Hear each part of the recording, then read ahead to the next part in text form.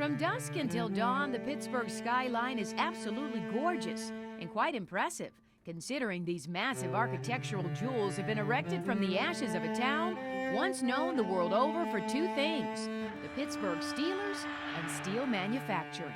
I would say we started losing our competitive edge in the 50s, 40s or 50s, with the total collapse of the industry in the late 70s and 80s. The death of steel caused a mass exodus of families. In 1983, the average unemployment rate for our 10-county area was 18.3%. I mean, today it's under 8%.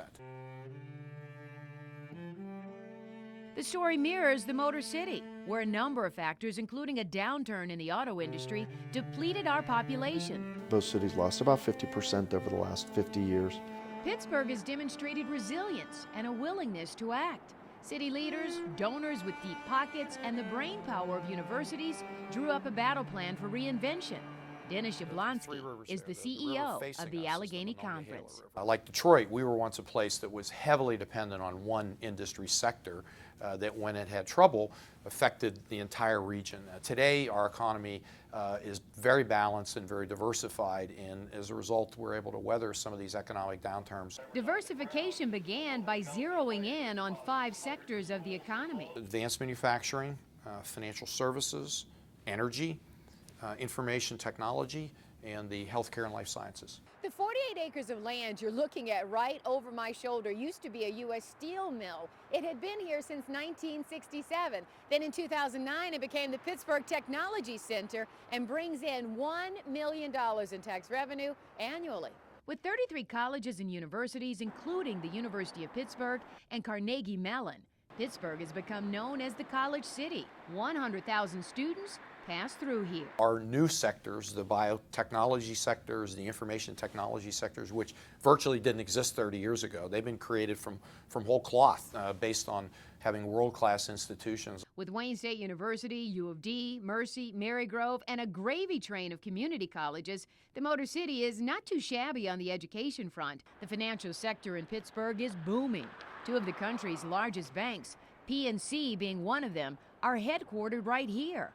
And Pittsburgh has a health system ranked among the nation's top 10. Now, like Pittsburgh, healthcare is working in Detroit's favor. Certainly, healthcare is one of our strengths, and in fact, they've been our only growth industry in the last 15 years. Forbes magazine calls Pittsburgh the nation's most livable city, and signs of life are everywhere. And this is now a really first-class place to live, and that makes it easier to attract businesses, which makes it easier to attract people. This is home to Southside Works. It offers everything from upscale restaurants like the Cheesecake Factory, also a lot of retailers like Urban Outfitters, Steve Madden, even Kay Jewelers. In the 1960s, these 123 acres were owned by a steel company. Today, this entire South Works area is the heart and soul of the retail industry right in the city.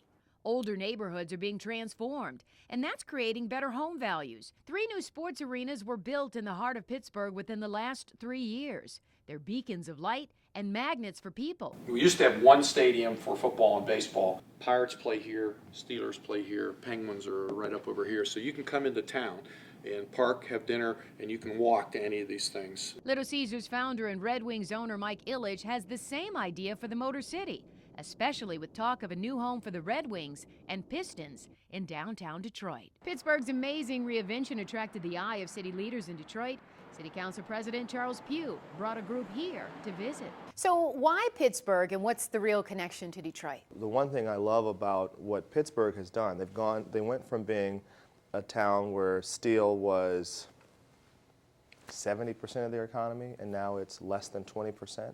Experts say the same must be done in the auto industry, with battery technology and electric vehicles just the start. As the car production technology changes, so should the companies that we're attracting here and incentivizing to move here to Detroit. Trade and commerce are 2 other key areas Detroit is looking to for economic growth. That Ambassador Bridge has more commerce every day than any other border crossing in the world. The problems developed over a long period of time here, and the solutions took a long period of time.